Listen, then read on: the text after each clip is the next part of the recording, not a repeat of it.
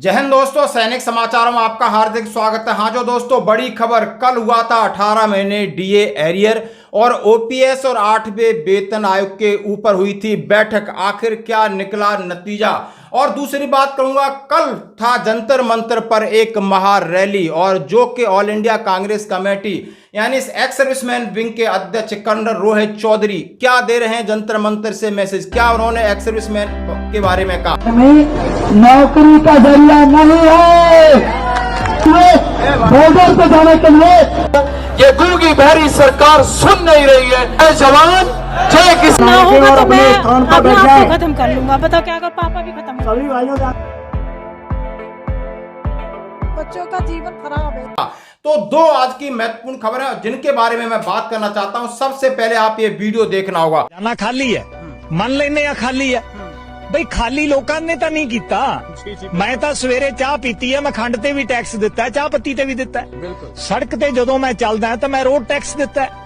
ਖਜ਼ਾਨਾ ਖਾਲੀ ਲੋਕਾਂ ਨੇ ਨਹੀਂ ਕੀਤਾ, ਖਜ਼ਾਨਾ ਖਾਲੀ ਕੀਤਾ ਨੀਤੀ ਘਾੜਿਆਂ ਨੇ, ਵਿਧਾਇਕਾਂ ਨੇ, ਵਜ਼ੀਰਾਂ ਨੇ, ਮੁੱਖ ਮੰਤਰੀ ਨੇ, ਕਿਉਂਕਿ ਉਹਨਾਂ ਨੇ ਨੀਤੀਆਂ ਬਣਾਈਆਂ ਨੇ।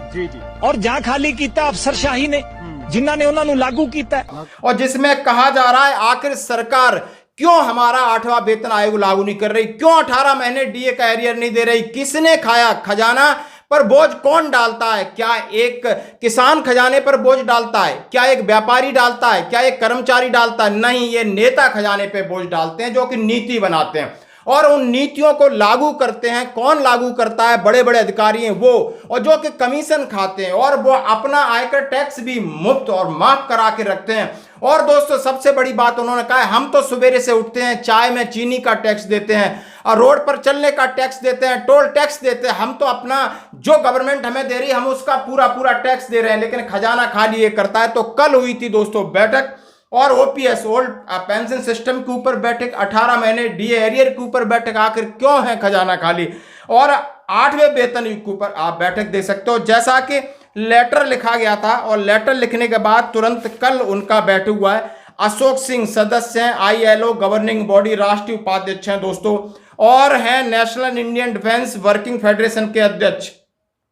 उन्होंने चिट्ठी लिखा था, सीधा लिखा था कि 20/2029 को उनकी मीटिंग हुई थी। उसमें ये वादा किया था कि आपको 18 महीने डीए एरियर देंगे और आपको 8वां वेतन आयोग समय से होगा और कम्यूटेशन की कटौती। और कल ही ये बैठक का आयोजन हुआ जिसमें मैं आपके सामने कि कह रहा हूं कि सीजीसी के राष्ट्रीय महासचिव एनएस पिल्ले साहब ने ये जानकारी दी। National trade union centre in India और मजदूर महासंघ के जितने पदाधिकारी हैं उन्होंने वित्त मंत्रालय के शीर्ष अधिकारियों के साथ बैठक हुई। उसमें सीधा लिखा है INTUC और HMS यानी नेशनल ट्रेड यूनियन सेंटर, और कहते हैं कि हिंद मजदूर सभा के लीडर वित्त मंत्रालय के साथ बैठक में सेंट्रल गवर्नमेंट एम्प्लॉइज फेडरेशन के अध्यक्ष श्री अशोक सिंह शामिल हुए और इन मुद्दों पर बात हुई। और कौन कौन से मुद्दे? हमने ओपीएस 18 महीने डीए और 8वें वेतन के ऊपर बात हुआ है और मंत्रालय से सकारात्मक आश्वासन दिया गया है कि हम आपकी बात आगे कैबिनेट में रखेंगे। इस तरीके की खबर आ रही। ये बैठक आपकी कल हुई थी और कहते हैं कि प्रेशर,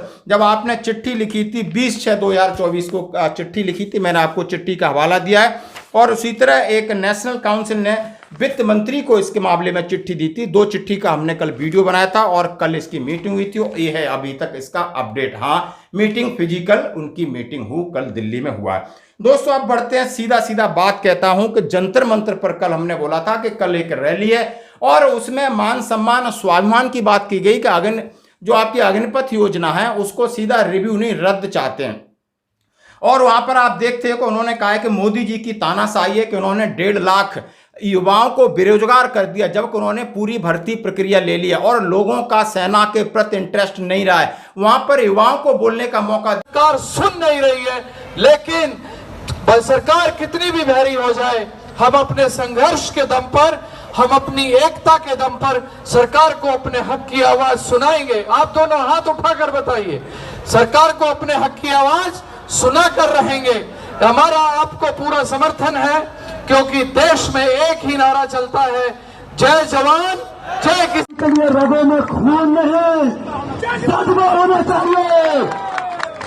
क्योंकि जब आप सोए रहते हैं ना कंबल में, वो बंदा 3 बजे सुबह जाके फील्ड में अपने शरीर को शरीर नहीं समझता है, सिर्फ देश की सेवा के लिए, बॉर्डर पे जाने के लिए। क्या उन्होंने बोला सेना एक सर्विस का जरिया नहीं है, सेना एक देशभक्ति का जरिया है। और आप हमारी देशभक्ति को 4 साल के लिए कह रहे हो। 4 साल की किस प्रकार की देशभक्ति होगी?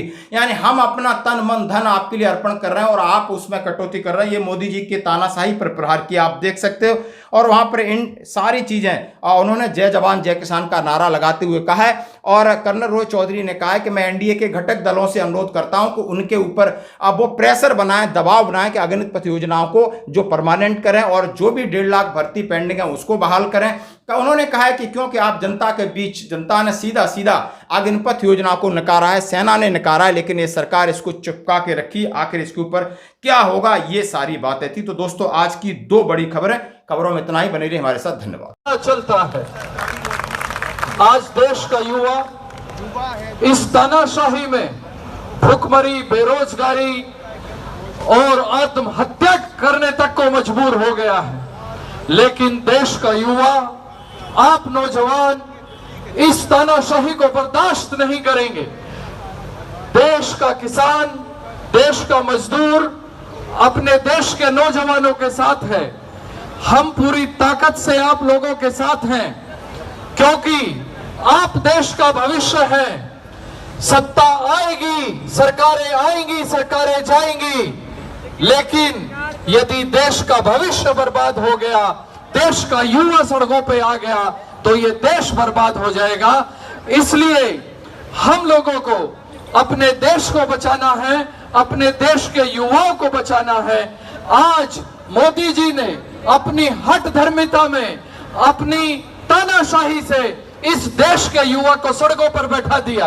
आप हाथ उठाकर बताइए, जिस युवा के शरीर पर वर्दी होनी चाहिए थी, आज वो सड़कों पर पसीने बहा रहा है और उसके हक की आवाज को ये गूंगी बहरी सरकार सुन नहीं रही है।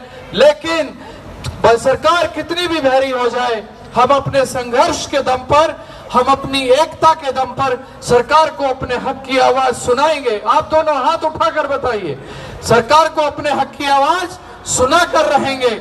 हमारा आपको पूरा समर्थन है, क्योंकि देश में एक ही नारा चलता है, जय जवान जय किसान। हमारी आप अग्नि भी लाए, जो भी लाए हमें उनसे दिक्कत नहीं था। हमारी हो जाता है जब सब कुछ हुआ, काम होते हैं, लेकिन मात्र इंडियन आर्मी की भर्ती रोकी जाती है, जबकि सबको पता है कि इंडियन आर्मी नौकरी का जरिया नहीं है। इंडियन आर्मी के लिए रगों में खून नहीं, जज्बा होना चाहिए। क्योंकि जब आप सोए रहते हैं ना कंबल में, जैसे वो बंदा 3 बजे सुबह जाके फील्ड में अपने शरीर को शरीर नहीं समझता है, सिर्फ देश की सेवा के लिए, बॉर्डर पे जाने के लिए